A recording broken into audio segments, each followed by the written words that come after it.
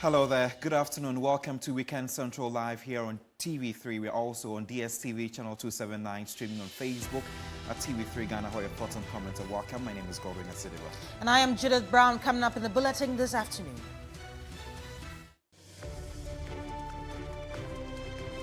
This afternoon, Attorney General rebuts claims by Bar Council of England and Wales and the Commonwealth Lawyers Association of a suspension of Chief Justice, says due process is being followed. Also in the bulletin, experts are urging holistic action to deal with issues of violence in Ghana schools. We have details on that shortly.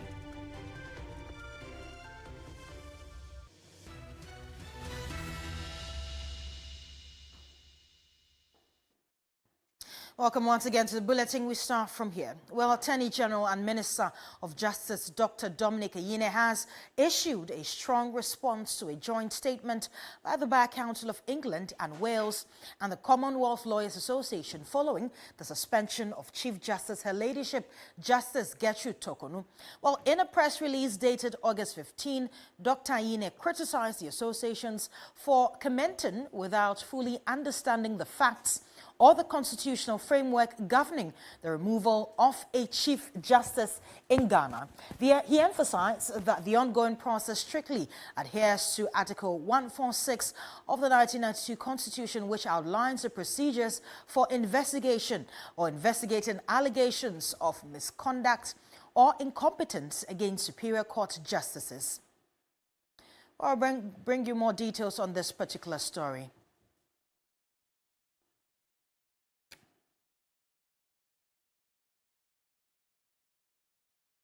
We now head to the Upper East region of the country, where the Bogatanga Technical Institute in the Upper East region has been closed indefinitely following a violent student protest in the early hours of Friday. The unrest, which erupted around 12:30 noon, left 6 students injured and caused extensive damage to school property, including the burning of library and senior housemaster's office. Sources say the chaos was triggered by the suspension of 6 students for alleged misconduct in an apparent act of retaliation. Their colleagues reportedly launched a coordinated attack on the school on late Thursday night. Police and fire service teams are quickly deployed to restore order and douse the flames. The injured are currently receiving treatment at the Upper East Regional Hospital. The Regional Security Council ordered the school's closure to help calm tensions and aid ongoing investigations. Meanwhile, police are looking for the 6 students believed to have played a key role in the violence.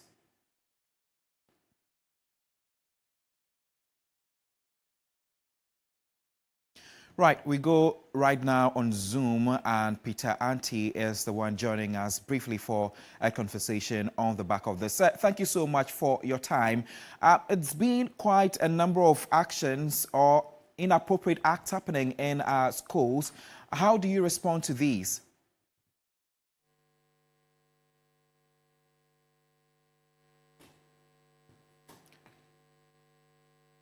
Hello, Dr. Peter Owusu, if you can please unmute so that we can hear you clearly in the studios. All right. Thank you very much, and good afternoon to your viewers. I think it's time we take these issues very seriously. I think that there's been one too many instances where our school environments have been undertaking, have had these experiences. And normally, school environments are supposed to be conducive for academic work and mold the total personality of the student. Now, if that particular basic function is now being challenged, then it means that we need to set up and do a proper analysis of the situation and find ways and means to deal with it. One, I think it is time we start doing serious school profiling and profile the nature of these violence that are happening in our schools. The incidents under consideration seems to suggest that students are reacting to a decision taken by school management and administration.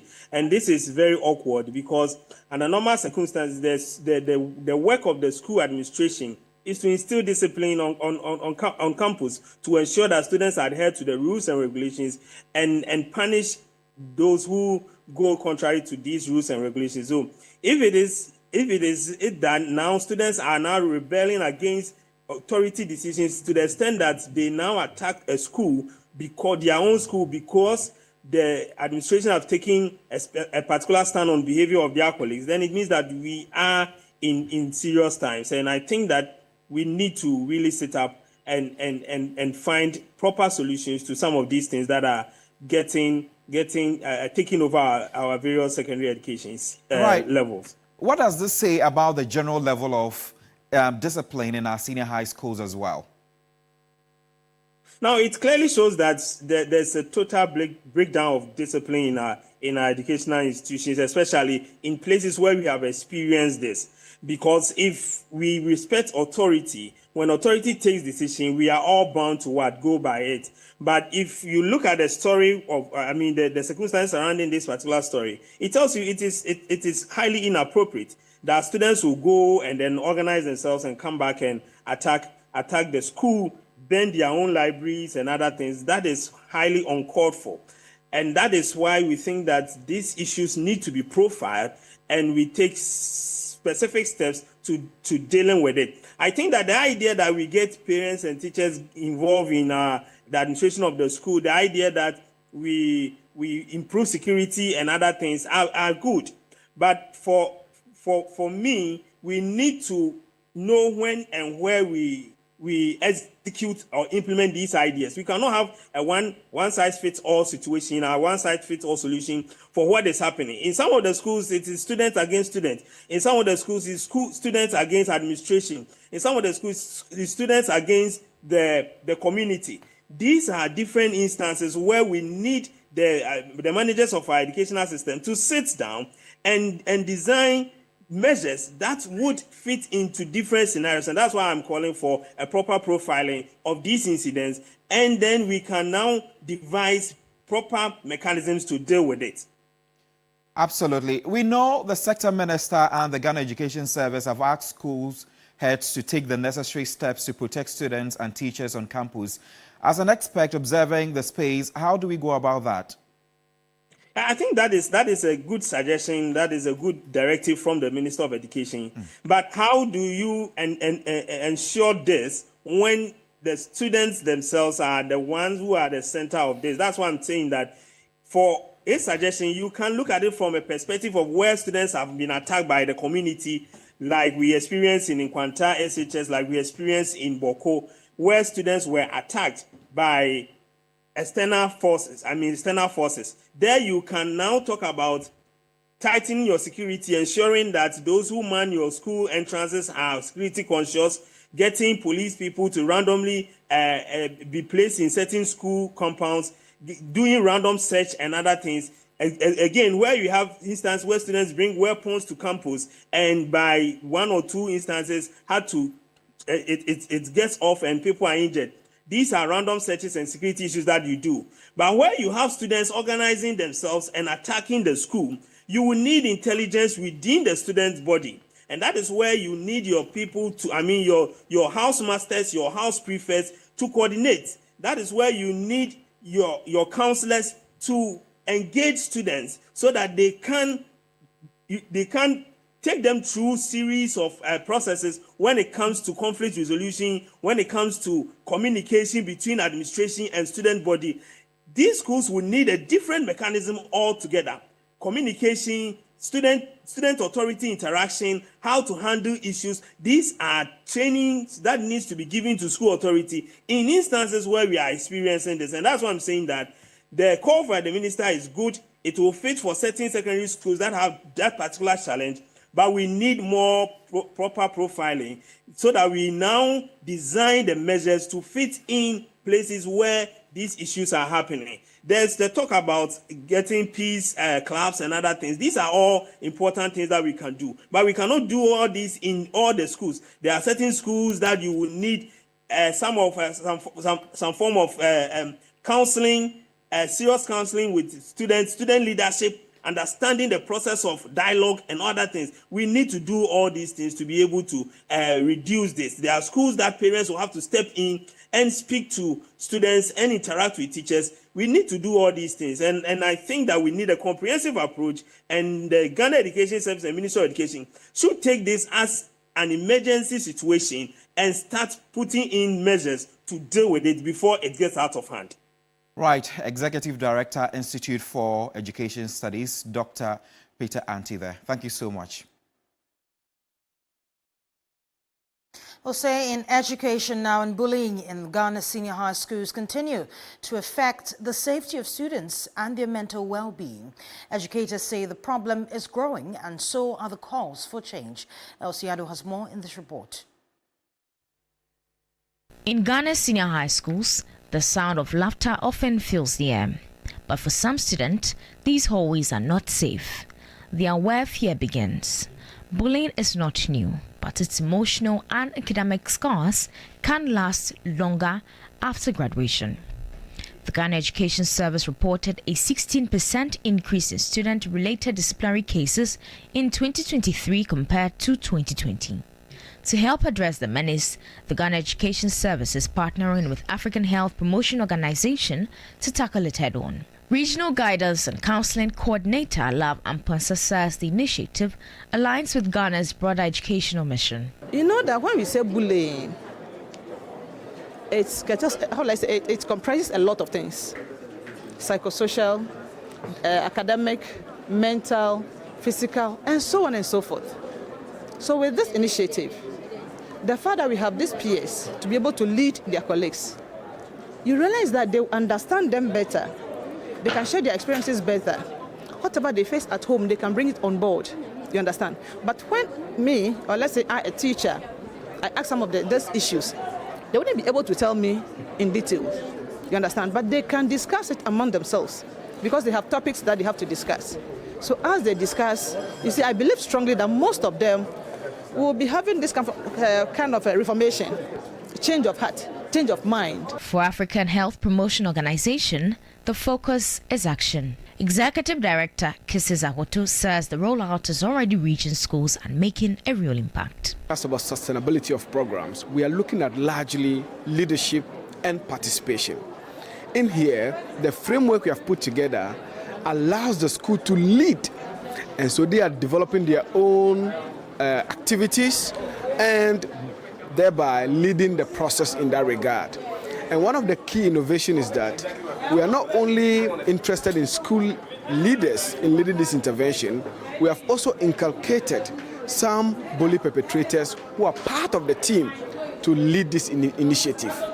A student, Blankson, shared how important it is to curb bullying in schools. I feel safe in supporting people who get bullied because personally, I don't like it when other people are bullied. There was a case somewhere where there was, some time ago, where there was a sexual harassment issue. And then the girl who was the victim found it very difficult to report because the boy, which was the culprit, was, someone of high status on campus. But then I had to stand in because, if I don't, who will? For both the Ghana Education Service and African HPO, the goal is clear. Every senior high school should be a place where learning thrives and bullying has no place. Away from that, the state of the Pokwase-Nsawam Road has been a source of concern for commuters and motorists. Let's watch the story by our roads and transport correspondent Stanley Niblo on them, and then we will also engage with the PRO of the Concerned Drivers Association as well. So right now, let's take a look at the story. The Ofankonsam Road is one of the key arteries connecting Accra to several regions across the country. Currently, it is undergoing reconstruction after earlier works carried out in 2005 deteriorated, resulting in severe vehicular congestion and hampered commuting. The previous administration awarded the 34.4-kilometer stretch to Maripoma Enterprise Limited, a local construction firm. However, work stalled despite significant progress by the contractor. Reports suggest that payment certificates submitted by the contractor had not been cleared, stalling progress. Minister for Roads and Highways, Gavin Kwame Agboja, says Over 400 million cedis was paid recently by the Finance Ministry. According to the Minister for Roads and Highways, Gavin Kwame Agboja, all certificates raised by the contractor has been honored. However, work on the stretch is yet to resume. Commuters and motorists insist they are reeling under the current condition. There has been no contractor on site. This road has been my regular route, but the deteriorating condition is no longer bearable. A lot of potholes, and there are certain places that need to be filled, especially these 3 days that there was a rain. It has created a lot of potholes, which is leading to congestion of the cars here and there. Even motorbikes cannot even maneuver and pass through. So we are pleading our government to come and do something for us. Now, commuters, motorists and even pedestrians are feeling the impact. Vehicles frequently break down in the middle of heavy traffic, worsening the already difficult situation. In some cases, frustrated passengers get down to help push broken down vehicles. Motorists have expressed their frustration over delays in completing the project. We will be forced to embark on a demonstration if nothing is done to address the contractor's concern and facilitate its return to site. We are incurring significant costs on this stretch compounded by heavy traffic. 4 hours day, it took me 4 hours to drive from Pokwasi to Amasaman. Due to the heavy traffic, the poor condition of the road is a major concern for all of us. Others who tried alternative routes hoping to avoid traffic were disappointed to encounter equally poor road conditions. Motorbike taxis, popularly known as Okada, have become the fastest alternative on the stretch, but riders are now charging exorbitant fares. Because before you'll be able to move from here to maybe Sapema, before I used to take like, let's say 5 minutes, I'll be in Sapema. But right now, I have to maneuver and find my way throughout corners before I can get to Sapema. So if I'm charging from here to Sapema 20 cedis, I might charge 50 cedis or 40 cedis due to the condition of the road. As road users continue to endure the hardship, their demand is unanimous. They want the contractor to return to site and expedite completion of the road. Until work resumes and meaningful progress is made, the Ofankonsam stretch will remain a daily nightmare, costing commuters time, money, and in many cases, their patience. Stanley Niblew, TV3 News, Accra. Well, we're going to stay on road issues because during the week, the Ghana Private Road Transport Union of TUC and other commercial transport operators threatened to demonstrate over the delay in fixing the Pokwasi and Sawam Road. In a statement, the transport unions lamented that the deplorable state of the road has made it unmotorable and poses extreme dangers to motorists, commuters and residents along the Pokwasi and Sawam stretch.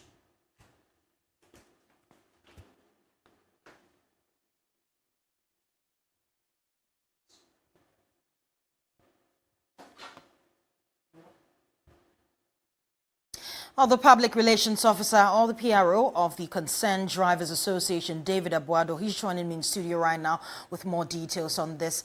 Good afternoon. Thank you so much for joining us. If you could tell us, since this statement was issued by your union, have you had any response from government? For now, I would say no. There is no any response from government for now. But whether government respond or not, we held a meeting with the road minister, Agboja, Honorable Agboja, last 2 months ago.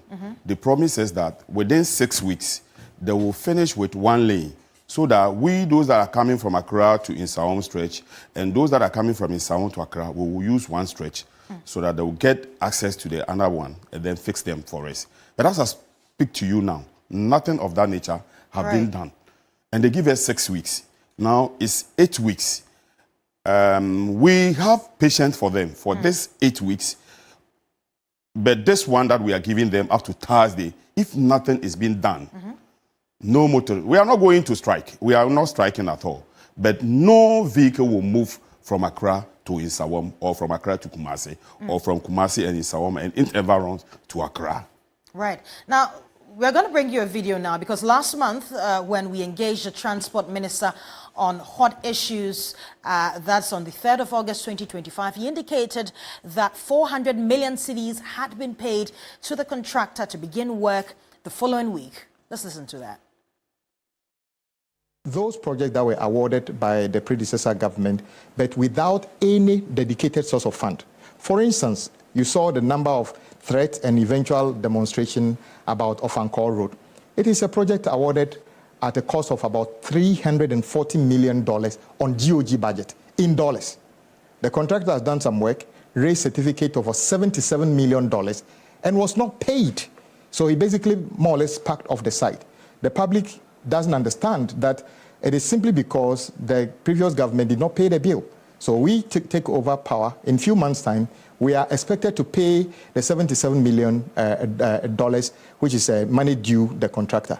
Fortunately, I mean, the finance minister started disbursement of some funds to the contractor. To the Ofankor contractor? Exactly. Okay. My information is that as of the close of last week, over 400 million Ghana cedis have been paid towards that, because the public says that despite the fact that there are many road projects which have been stalled, this is priority of priorities. I mean, that is why everybody was like, fix this, fix this. Without a doubt, if we are a contractor, we pay you that kind of money, we have prioritized your project amongst others. So I'm expecting that contractor's activity on site to scale up significantly from this week because it's received some money. Because I know contractors also have received nothing and they are still on site working. And Mr. Abuado is still with me right here in studio. We want to know, have your drivers or your union heard from the contractor himself? No. And we, the leaders, went there to see the contractor and asked him why he's not on site. But a very dramatic situation happened over there. Those that are mining their gates wouldn't allow us to enter the yard. So we weren't able to, enter. You see, as leaders, we need not to force what we need not to do what we're supposed not to do. But the drivers that were following us were rounding on them, and we see that no, if we didn't take any meaningful decision, it will result to chaos. So we tell them we should go back. So since then, the contractor and Engineer Mahama, when we call them, we are not hearing of them. And it's because of them that we have to take the decision that we are taking. On Thursday, no vehicle is moving from those that are living in Ashalaja, Pokwase, Enclave, all over there. Nobody is going, no vehicle is going to bring them, neither send them. So on Thursday, it will be very, very chaotic than what we are seeing. And have you informed the police about this action of no vehicle moving from Accra to Nsawam? If you have, what has been their response? We will not inform police because we are not doing a strike. We are not doing a sit-down, nothing. But it is our duty to commute people. And we say we won't drive because of the bad route. So we don't need any notification or not. What we need to do is what we are doing. The public should know that on Thursday, we are not going out. And what specific outcomes are you seeking to achieve by this action? What we seem to achieve, or what we want to achieve, is they promise us that they will do one lane, more trouble. That's all we want. Nothing more, nothing less. One lane, more trouble. So that we, those that are coming from Accra and those that are coming from Nsawam or Kumasi environs, will have access to Accra or will have access to Kumasi. That's all we want. And lastly, before you go, in case you, of course, roll out this plan of not allowing cars to move to and fro Accra and Nsawam, and government still does not heed to your call, what other plans are in place? The plans are in place. It's the same method because the road is no more trouble. So we will not go and waste our money and our resources, even our patience and our time over there. So we won't apply the road at all. So they do something that we think it can help us. See, on your news, Okada people are even charging more than what they're supposed to charge because of what? The bad road. So we that are using that road are having a much maintenance cost on us. And we don't want to incur of that maintenance cost again. So we'll park our vehicles and we will not work. Right, many thanks for your time. I've been engaging with David Abuado, who is the PRO for the Concerned Drivers Association.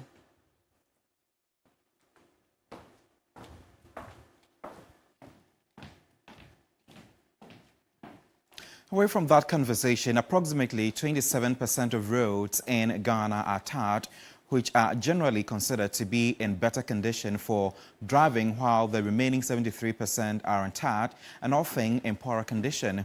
Government, in a bid to improve the country's roads infrastructure by making them more accessible and efficient for transportation, introduced the District Road Improvement Program known as DRIP.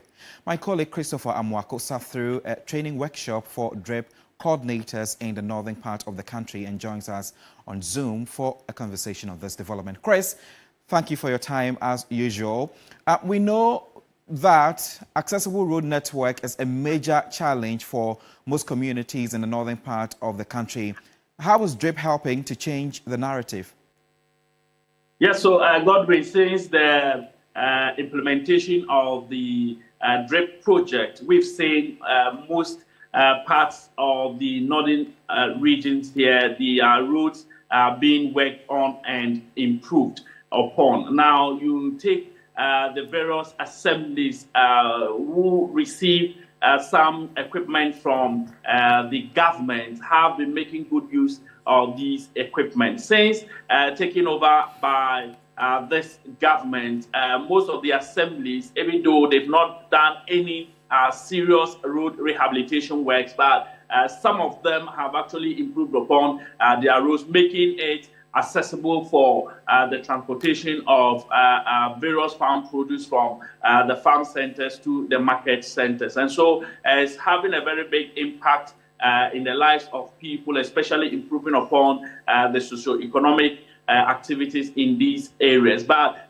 one thing we know for sure is that even though government is yet to give funding to the assemblies for them to use to fuel and also ensure that the operators are paid, some assemblies have actually taken it upon themselves to use part of their District Assembly Common Fund to facilitate and fund the movement of these vehicles, because road improvement is a major concern for not only the residents in this part of the country, but also anyone who gets into the region to do business. And so assemblies are making sure that they commit some portions of their common fund to improving these roads. But what has the DRIP officials been telling you regarding the funding of the program and maintenance of these equipment as well? Yes, so the National DRIP Coordinator, Ni Lanti Vanderpoy, has actually been telling the media that his outfit is praying that in the next budget, the finance minister will incorporate a funding source for the program. And they believe that if they have a funding source, it will go a long way to actually support them, because we all know that the monies that comes into the assemblies already being overburdened by projects in the health, education, and other sectors. Even though road is an important aspect, he believes that if there is a dedicated funding source for this, it will actually go a long way to help improve most of the roads in the northern part of the country. Let's take a listen to what he's been telling us. Problems of various assemblies is how to maintain their rural roads, how to create easy access to market, to school, to health facilities is their problem. Assemblies roads are the most important aspect of their service to the people and to the nation. And as such, even though within this difficult and tight budgetary allocations that they have, almost all the MMDCs are committed to the objective and the reasons why DRIP has been set up. And I'm sure they will commit some funds to the success of the program. It is my expectation that in the next government budget, the Minister of Finance will magnanimously find a space to accommodate the operations of DRIP so that we can have a much more reliable, adequate source of funding to be able to complement the efforts of the Ministry of Roads and Highways and the Department of Urban Roads, so that Ghana as a country will have much more easy to and fro from every community, interlink the communities, connect the communities, and connect goods and services within this 24-hour economy. Christopher, we understand the Northern Regional Minister has cautioned assemblies in the region against using the equipment for profit. Can you tell us more about that? Yes, so you know that when these equipments arrive in the various assemblies, there are concerns from residents that the coordinators together with their DCs will use these machines for their self-benefit, for instance, for private engagement. And so the regional minister, Ali Abdul, has issued a stern warning to assemblies and their coordinators not to use these machines for their personal gains, but to use them for the purposes for which they were given to the various assemblies. Let's take a listen to him. But I lamented when district take these machines, the low bed and the wheel loader, it becomes difficult for them to release. To bring it back. They think they should leave it at their district levels. It now belongs to the district assembly, but definitely it is not. That one is supposed to be at the regional coordinating council. We have problems with some districts, and so I have warned that any district that takes any of this equipment and doesn't return them, definitely it will attract severe sanctions, and we are going to ensure that we stand by that. Finally, we also appeal to the various coordinators of this at the district level to ensure that this equipment are serviced as and when they need to be serviced, because the lifespan of this equipment will depend largely the way we handle them, the way we service them, and in general, the way we care for them, the way we take good care of them. Thank you so much for your time, Christopher Amoako, as our Northern Regional Correspondent. Now, still on issues of roads, residents, commuters and local authorities in Lomnava electoral area in the Anyasotum constituency have raised concerns about the poor condition of roads in the area. The deteriorating state of the roads have led to increased travel times and difficulty in accessing emergency services. A report by Erica Juma. Residents of Lomnava electoral area laments that the deplorable state of the roads makes the area highly prone to flooding. This, they say, is primarily due to the absence of a functional drainage system.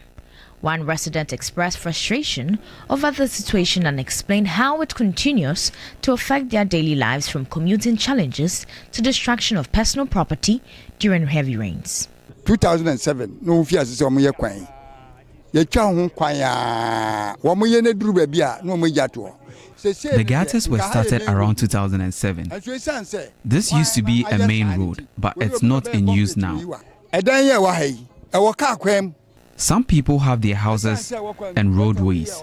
People are unable to use vehicles to their houses. One boy lost his life due to this bad road. Mimi be store hono. And cry 14 to 15 years in here. First, nanka kwano and shed down your quota, but a dem fine. I have a shop here. When the road was good, I used to make good sales, but now few people buy from me, and the cabs are charging higher than expected.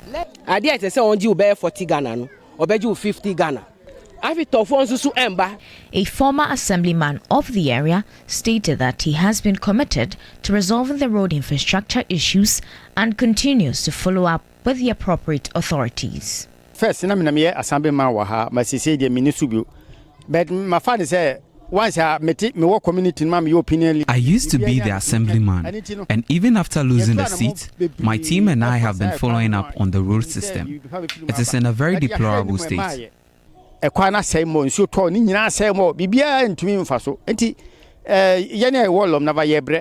Gas Central Municipal Chief Executive, Emmanuel Adutialote, said he has initiated discussions with the Regional Urban Roads Director to expedite the project.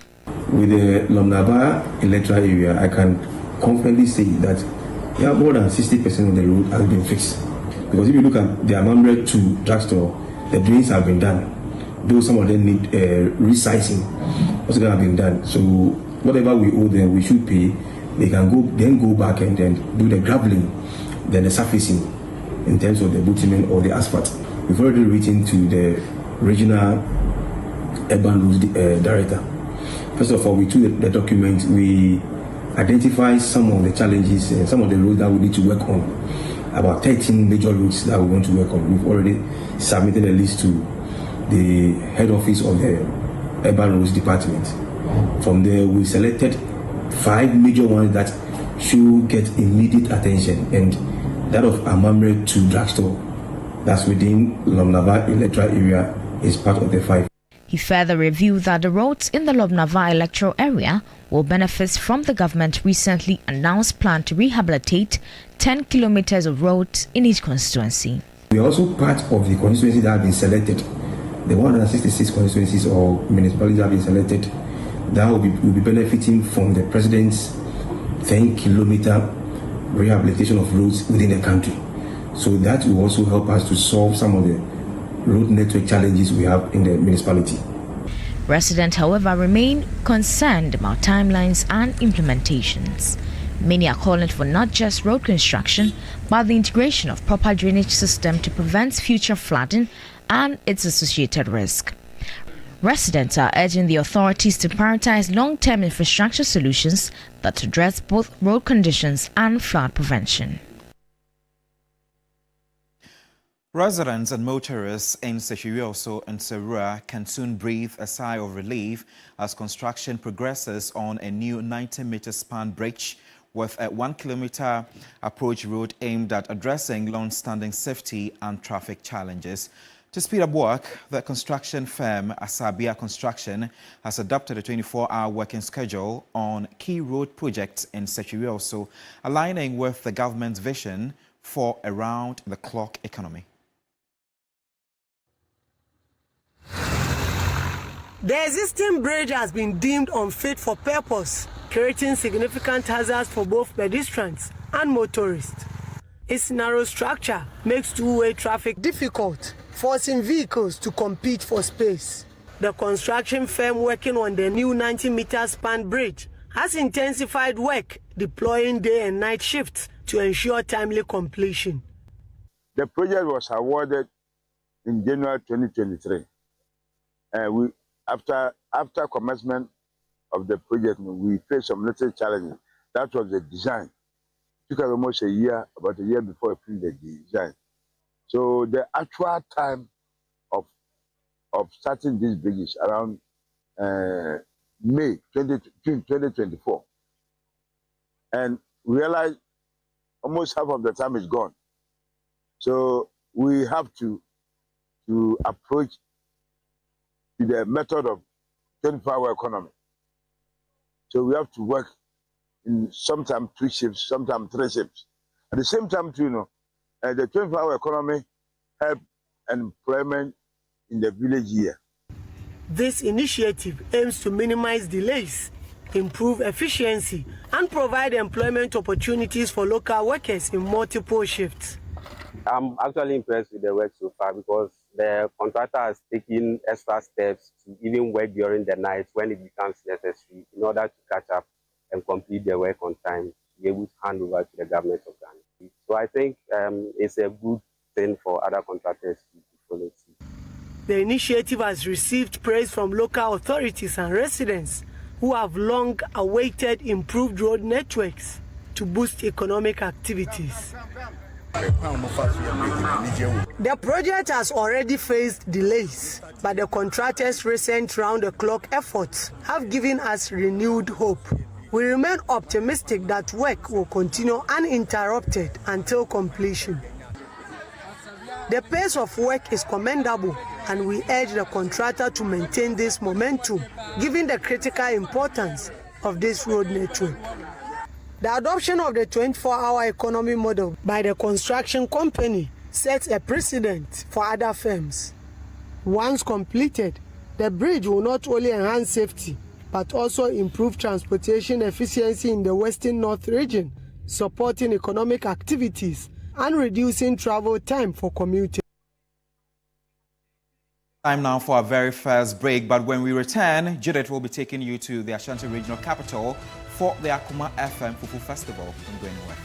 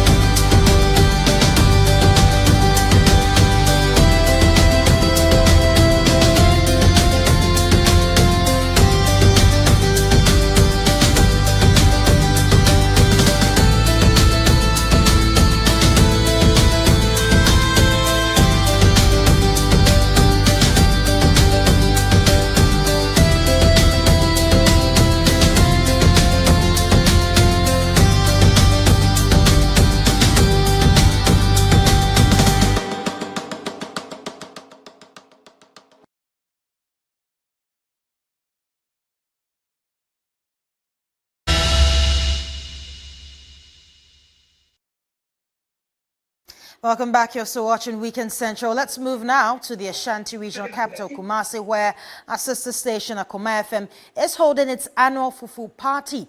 Hundreds are currently taking part in the annual Akoma FM Fufu party, and I'm being joined now by William Evansinkum at the Sokwa in Kumasi. William, this is the 4th edition.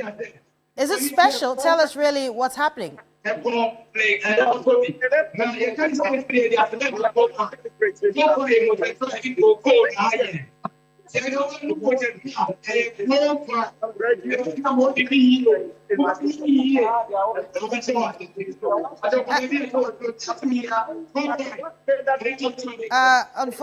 we are unable to hear him well, but of course we're working the lines to...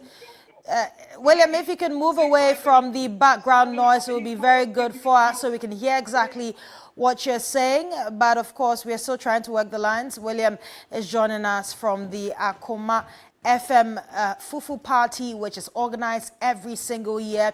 This year, of course, is a special one. He's going to be telling us more about this. William, if you can hear me now, you can go on about really what's happening. All right, so like I said, this one is we are already celebrating radio program. Now,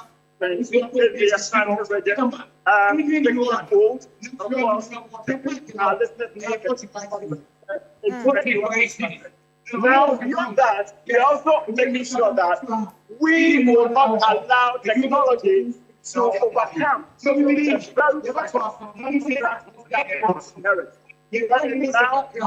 It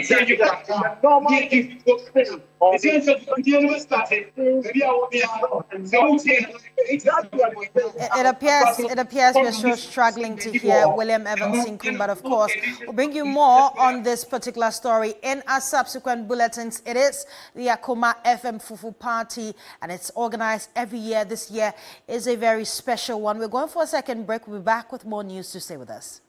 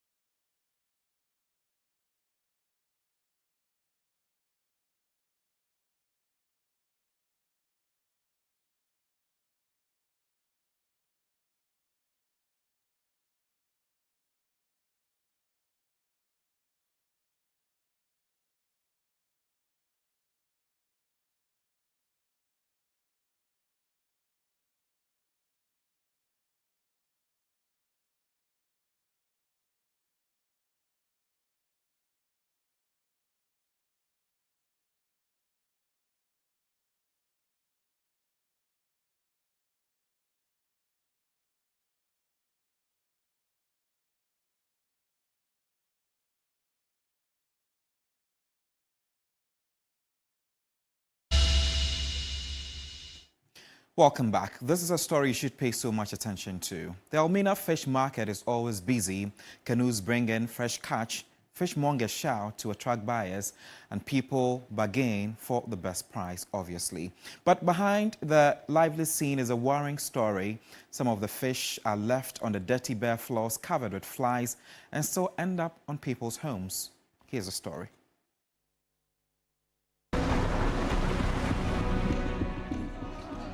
The Almina fish market hums with life. Fishmongers hustle to meet the canoes arriving from the sea, eager to sell their fresh catch. As the day winds down and the market begins empty, Ekua Esan catches my eye.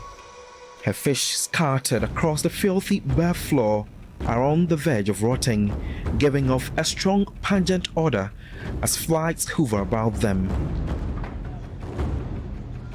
Ekua's fish sits on the ground, barely recognizable as food. What shocked me most, these fish, soaked in filth, will soon be sold to families who have no idea what conditions they were processed under.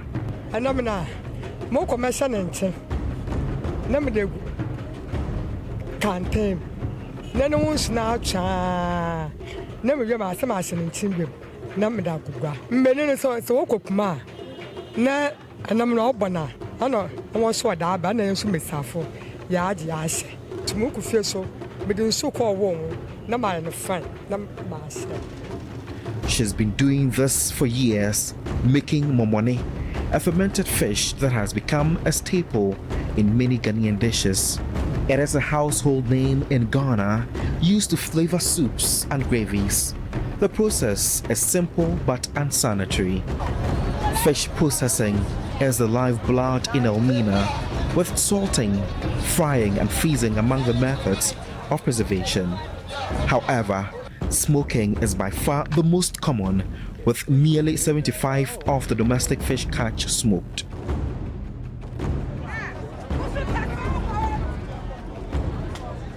It's another typical day at the Almina fish market.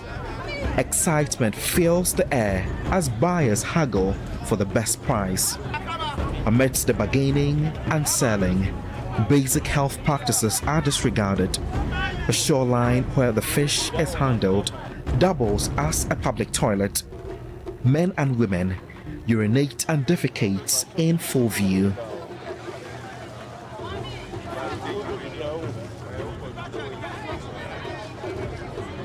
While some relieve themselves, fishmongers use the same water to wash the fish that will be sold.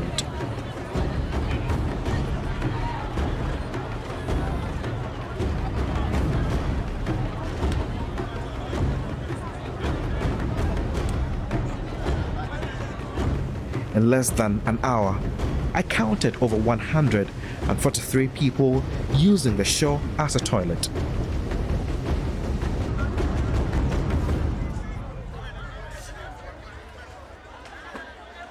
The fish is cut on the bare, dirty floor. It is a breeding ground for bacteria, and yet it continues to sell.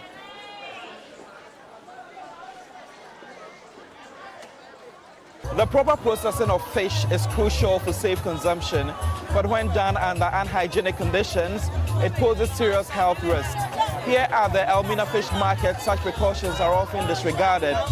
Fish caught are exposed to unsanitary conditions, attracting worms and flies with a pungent odor that is overwhelming. These conditions raise concerns about the safety of the food being sold, potentially putting consumers' health at risk. I have been told by some fishermen here that this fish is almost deteriorating, but you have people coming in to bargain to buy. We meet Naomi Kofi, a fishmonger for over 20 years. She haggles fiercely at the market, finally securing a few large fish. The fish are near spoiling, but Naomi rushes home to begin processing.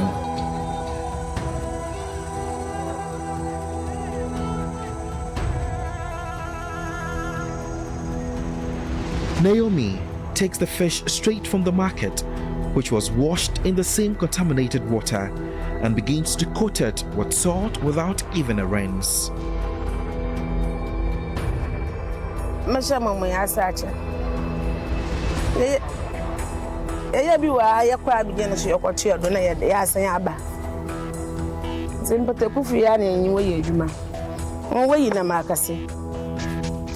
Na ya so yeto na ye de yekako ibi ya sha ba ya 6 days na ye tu ya hata ye wo bi ya hata ye wo bi so ya hata ye na ahye so nti me hata na no ya hata na o yekako na ye de ko ma pesim sa ahu a akacham na ehu a anu gbon na eyi na but it engine bi na the french na de buga wonya gbon ane na maka ye madanchi na french na medaka hyehyem nti once man wa to egu ni na gbon.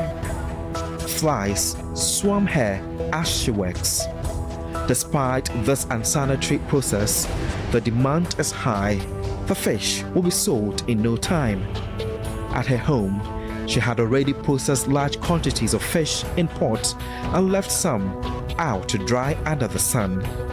Fishmongers in Almina have quite an interesting way when it comes to processing their fish. This is a pot that is used to preserve or make rotten fish, otherwise known as momone in Ghana. Let me open it quite a little so you can see inside.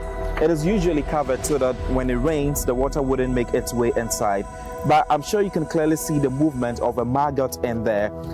This pot had some fish that has been stored in there for close to 2 weeks, and I've been told they've just taken out the fish so that it can be sold to someone who will be buying. And this is just one of the many examples that you can see. You just have about 1 or 2 maggots in here, but let me open this as well. The smell in here is actually something that is quite unbearable, and you can see quite a number of fish that are still soaked in the water, looking really dirty. And I am told by the fishmongers here that this is how they usually would process the fish before it finally arrives into the momone stage. The smell, again, I would say, is horrendous, definitely unbearable if you come around.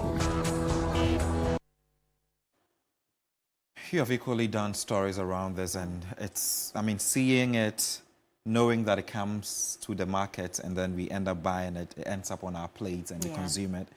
It's just, it was a revelation for me. Yeah, it was a very sad scene, because I remember visiting other areas in terms of the coastal areas, Almina, Cape Coast, other places. It's a very bad scene there, how fish is sold. Absolutely. But the full documentary should be airing soon, and we'll continue to release episodes on fishing and the illegal activities that it comes with in the coastal communities. And that's how we bring an end to Weekend Central today. My name is Godwin Asideba. And I am Judith Brown. Thanks for joining us, and do stay tuned to TV3. Bye-bye. We'll see you tomorrow.